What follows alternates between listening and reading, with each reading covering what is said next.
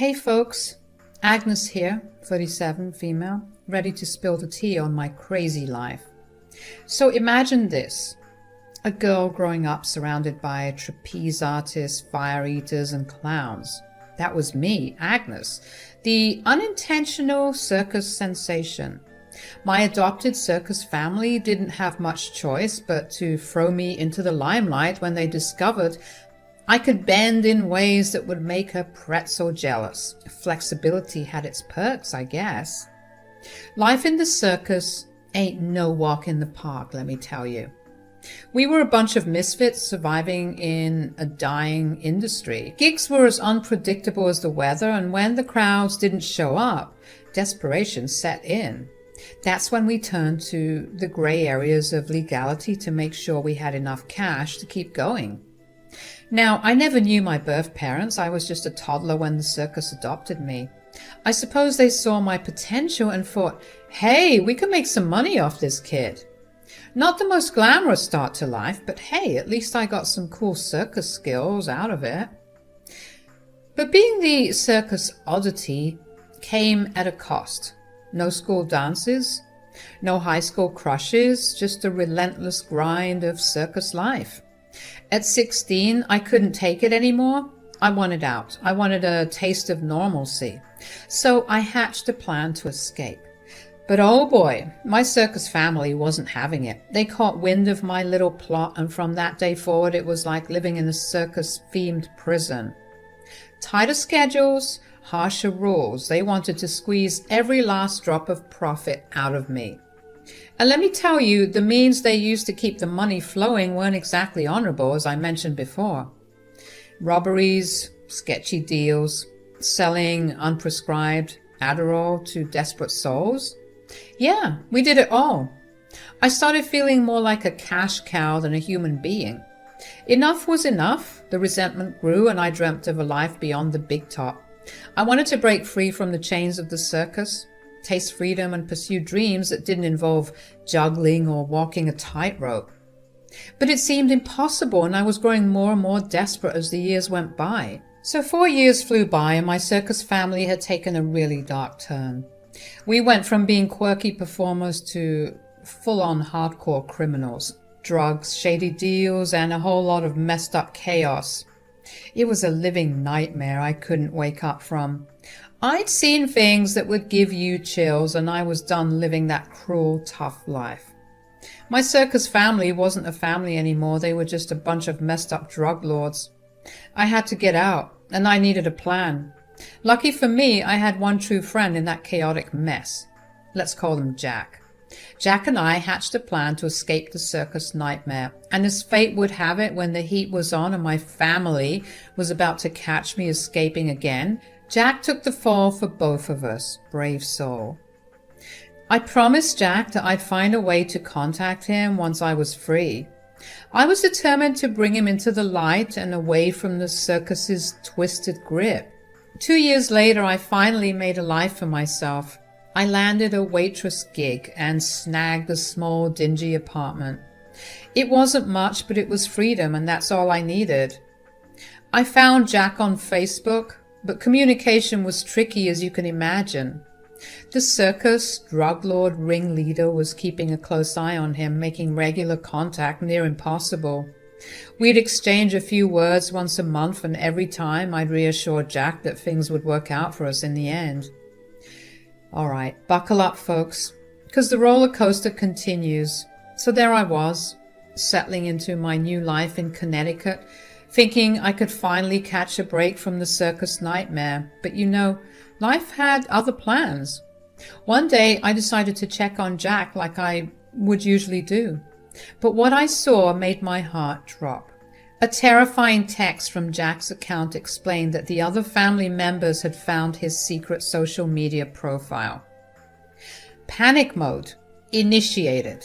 They threatened me, said that they were loaded now from all the illegal activity and ready to hunt me down for revenge. I pleaded and swore I wouldn't spill their secrets to the authorities, but they weren't buying it. Loose ends needed tying up, and I was on their list. Now imagine living with the constant fear that you're being watched. I changed my social media and my identity, but somehow those circus creeps always found a way to reach me. Every year or so, an ominous message with a clown emoji would pop up. I found you. It was like a never-ending horror show, and I didn't know what to do. You might be wondering why I didn't run to the police. Fear. Pure, unadulterated fear. I'd been involved in their illegal activities, and although I was forced and coerced into it, I was terrified of getting into trouble myself. So I kept moving, changing places, hoping to outrun the ghosts of my past. For a while, Connecticut seemed like a safe haven, thank God. I got odd jobs and gardener gigs, just trying to make ends meet. That's when I met Clinton, a nice guy who hired me for various odd jobs around his place. Clinton and I hit it off. He would always laugh at my jokes, and he found it cool that I had a background in the circus. Eventually we started dating. Things felt normal, happy even. For a while I could almost forget the circus nightmare that kept lurking in the shadows. Clinton and I were on fire. Every day he'd tell me he loved me, and I was falling head over heels for the guy. Love was in the air, and it wasn't long before we decided to throw a shotgun wedding. Yep, we were so crazy about each other that we just couldn't wait. We didn't have a big fancy ceremony or anything, just a couple of lovebirds saying their vows in a little chapel. It was simple, sweet, and felt like a dream compared to the circus drug-fueled nightmare I'd been through. I thought maybe, just maybe, life was finally cutting me some slack. Clinton and I settled into our married life, blissfully in love and building a future together. For a moment, I almost forgot about the shadows of the past. Little did I know the circus wasn't done with me just yet. Life's got a funny way of keeping you on your toes, and my toes were about to tap into another twist in this wild tale. You're probably wondering at this point if I spilled the beans to Clinton about my wild circus days. Nope, not a chance. I figured it's best to keep that whole bag of crazy locked up tight. When we'd shoot the breeze about our families, I'd just toss out the orphan bomb, you know. Mentioned I didn't really have a clue if there were any other relatives lurking around. I mean, it wasn't a complete lie, so I tried not to feel too bad about it. Clinton didn't dig too deep, thinking my life was already sad enough without a proper family tree. And honestly, I was cool with that. Happy in the now, building a new life with Clinton. I didn't want my past to rain on our parade. So now it's been a year into the wedded bliss. I was doing the laundry, minding my own business as one does. As I'm sorting through the clothes, what do I stumble upon? A pair of panties that sure as heck weren't mine. I went full-blown ballistic. I mean, who wouldn't? I stormed up to Clinton, waving those mystery undies like a battle flag. He's got this deer-in-the-headlights look, stammering like a kid caught with their hands in the cookie jar, and I'm standing there demanding answers, thinking, is this guy for real? Trust me, I was ready to unleash the circus fury on him. Clinton, care to explain these panties I found in the laundry? They sure as shit ain't mine. What? Agnes, I swear, I don't know how they got there. Maybe they got mixed up at the laundromat or something. Oh, save it, Clint. I ain't buying that load of crap. Who's the other woman, huh? Spit it out. Agnes, I'm not cheating on you. I love you. Those panties are probably just a mix-up. Mix-up? You think I'm stupid? I've been through enough crap in my life to spot a liar, and you're lying through your teeth. Agnes, I swear on everything Spare me, Clint. You're just like the rest of them, a big fat liar. You're overreacting, Agnes. Overreacting? I've been through literal hell. And now this. I won't be played for a fool. You're being irrational. Just calm down and listen. Calm down? You've got some nerve, Clinton. You cheat on me and you have the gall to tell me to calm down? And so the shouting match went on, each word cutting deeper than the last. The trust we had built seemed to turn to dust at that moment. When I looked at him that day, it was like I was looking at a stranger. Yeah, so things got worse, if you can believe it. Clinton just kept on cheating and I kept on letting it happen. It's like I was stuck in this messed up loop, you know. Every time I caught him, it was a new low. Lipstick on his collar, smelling like some other woman's perfume. He even had the nerve to call me by someone else's name. And sometimes he'd straight up admit it. And it wasn't like he was trying to hide it anymore. No, sir. He'd almost show it off, flaunting his affairs like some twisted game. When I'd lose it, he'd just throw it back at me. Clinton, seriously, why do you treat me like crap? What's your deal? You think I'm stupid? Honestly? Yeah. What? You heard me. I think you're stupid. Why are you still here if you hate me so much? Why are you still here if you don't like me enjoying myself? Are you high or something? It's because I love you. No, I don't think so. I think it's because you're obsessed with me. What? Admit it. You need me, babe. You're obsessed with me. Obsessed? You're out of your mind. Why would anyone be obsessed with a cheating jerk like you? Look around, Agnes. You got nothing without me. Now, why don't you just leave? I don't know, okay? But that doesn't mean I need you. Sure. Admit it, Agnes. You're hooked on me. You can't resist. No, I'm not. I just thought we could have a decent life together. Decent life with you? Come on, Agnes. You know you can't do any better. Maybe I can't. That's right. You're stuck with me and you know it. I didn't really know what to say after that. I mean, sure, I was furious, but this twisted fear of being alone kept me hanging on. I'd rather put up with his crap than face the ghosts of my past, you know? After a while of this crap, I stopped fighting it. I stopped questioning him. It was like I became numb to it all. More years rolled by and Clinton just kept at it. There were times when I'd catch him right in our bed with another woman and I felt like I couldn't even fight back. I was stuck, drowning in this mess I couldn't escape. It's crazy how fear can make you do things you never thought you would. So there I was, turning 36, thinking maybe things would take a turn for the better. Boy, was I wrong. Life decided to throw me another curveball. Clinton continued his cheating antics. It was almost comical at this point. Lipstick on his collar, late night calls, the whole shebang. I barely flinched anymore.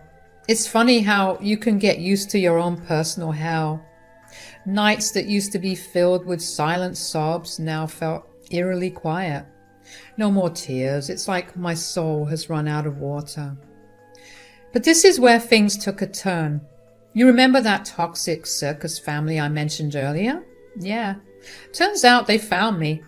Got a nice little DM on my Instagram saying, "Nice try," when they figured out I was going by a different name and decided to drop me a threatening note. I felt a chill run down my spine.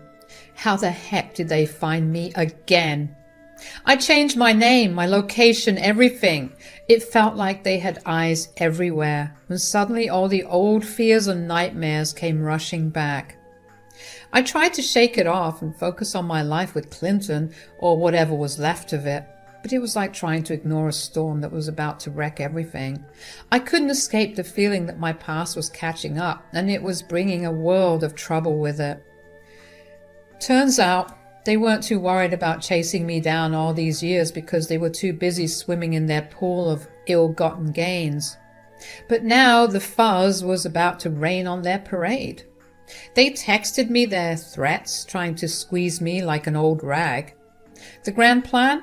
They wanted to wire their dirty money into my account, making me the fall guy when the law came knocking. Real classy, right? They weren't asking, they were demanding. "Give us your bank details, Agnes," they sneered, thinking they had me cornered. Threats echoed through the phone, promises of ruining my life if I dared to defy them. They even had the audacity to tell me I should be grateful they left me alone all these years and that taking the fall for all their crap was the least I could do since I abandoned them. I begged and pleaded, but they were heartless, and that's when the light bulb flickered in my head. A twisted plan was forming. Sure, wire the money, I texted back. I tossed my bank details their way like a juicy bone to a pack of wolves. They boasted about sending $500,000 anonymously, thinking they were the puppet masters pulling the strings. Little did they know I was about to turn the tables and make their puppet show a comedy of errors. Let the circus games begin. The next day I approached Clinton with a carefully crafted email from none other than yours truly, but he didn't know that. I told him that I did indeed have some long-lost relatives tucked away in a European royal family. I said that the patriarch of this imaginary clan had kicked the bucket, and now yours truly was set to inherit a tidy sum. I laid it on thick, pulling out all the stops. The waterworks were in full swing as I poured my heart out to Clinton. He sat there staring at the email like it held the secrets of the universe. I made sure to sprinkle just the right amount of drama, making my tale of royal connections sound so convincing that he'd think Shakespeare himself penned it. As he read and reread the email, I kept up the act. Big eyes, sniffles, and the occasional quiver in my voice. I could practically see the dollar signs dancing in his eyes as he envisioned the grand life we were about to lead, thanks to my fictional royal lineage. Oh, the lengths I'd go to escape this circus of a life. Wait, what? Are you serious? This can't be real. You better believe it, honey. We're going to be loaded. How's this even possible? Yeah, I know, it's crazy. I never thought I had any family left out there, but now apparently we're looking at a whole new life. A better life. A better life is an understatement, babe. We're going to be loaded. Yeah, you're right. The amount of money they sent me is crazy. I'm talking in the hundreds of thousands over here. That's a game changer, Agnes. Are you sure this is real? Have you ever received the money? How much is your bank account balance after all this inheritance talk? Then I pulled out my phone to show him my bank account details, and I swear he was on the verge of passing out. But he saw the proof right there, and let me tell you, he just couldn't contain himself. Clinton got all giddy with his plans. He wanted to be the money man, saying he had the education for it. So it was best if he held on to the money. But you know, I could see that sneaky look in his eyes. I figured he had some shady moves in mind, but I gave him my bank details anyway. The next day I woke up to find divorce papers on my bedside table, along with this letter from Clinton. He spilled the beans about grabbing the whole $500,000 and proudly announced he was off to shack up with his supposedly better girlfriend. According to him, I was dumb for trusting him with the cash, and he made it clear we'd never see each other again and that he played me. He said that he was expecting me to be out of his house by sundown and to leave the keys on the front porch so that he could get his things and move on with his life too. But I was the one who was going to get the last laugh. In fact, that's exactly what I did. I laughed and I laughed and I laughed some more, realizing that this was exactly what I wanted to happen. This was what I was waiting for. I wanted Clinton to take the fall for that dirty circus money. This was going to be my payback for all those years of humiliating me and cheating on me. So after he made his grand exit with the cash, I couldn't stick around. They could trace it back to me, no doubt. But packing up my life at a moment's notice was one skill the circus drilled into me. So in a flash, I got rid of any trace that I'd been living there, tossed my clothes, lost my IDs, even burned some evidence of me ever being in that house. I even burned the divorce papers. I didn't even want people to know that Clinton and I had any sort of association, and I know that getting rid of all that evidence would make him go crazy trying to link things back to me once he would get caught. That was it. No looking back. I hit the road, running away from the life I'd been leading for the past decade. I'm not going to lie. I was scared that my plan wouldn't work. What with Clinton obviously trying to plead his innocence and then revealing that the money had actually belonged to a certain Agnes, who was his wife. But then I got some wonderful news not long after my little stunt. A few weeks later, I saw Clinton's face plastered on the front page of the local newspaper. He got arrested for fraud, all thanks to that money in his account. Safe to say, I was finally in the clear. I couldn't resist digging into the whole Clinton debacle. The story in the newspapers was like a script for a bad sitcom, and I needed to know all the juicy details. Turns out the police thought Clinton was a total nut job. I mean, who screams and yells about his wife being the mastermind behind some sketchy $500,000 inheritance? But the cops weren't buying into his act. No one inherits that kind of cash out of the blue.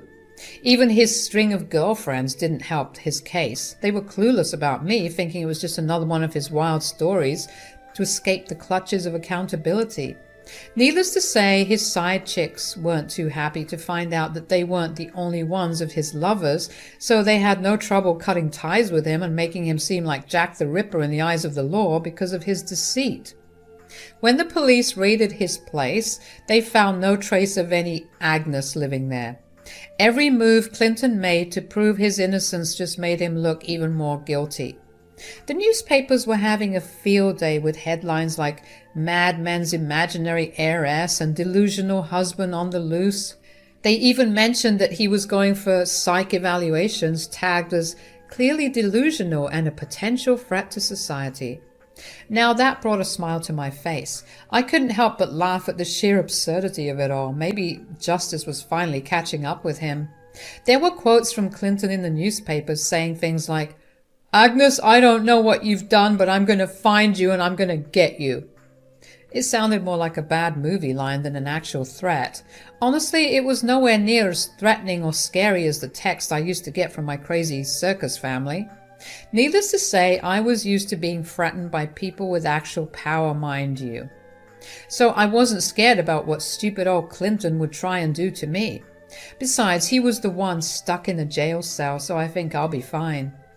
I decided it was time to pull off another disappearing act, change my identity, move somewhere where no one knew me, and try to live out the rest of my days without being watched or hounded by the ghosts of my past. Again, I was glad. I got the last laugh. Finally, I had the revenge I deserved after being cheated on for so long. I couldn't get revenge on my circus family, but at least I could teach that cheating scumbag a lesson. The more Clinton talked about his wife being from the circus and not being a usual member of society made him sound more and more crazier.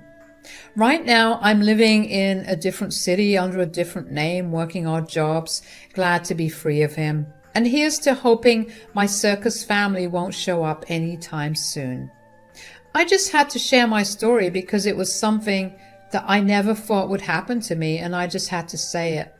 Tell it to anyone just so I could relieve some of this pressure, you know?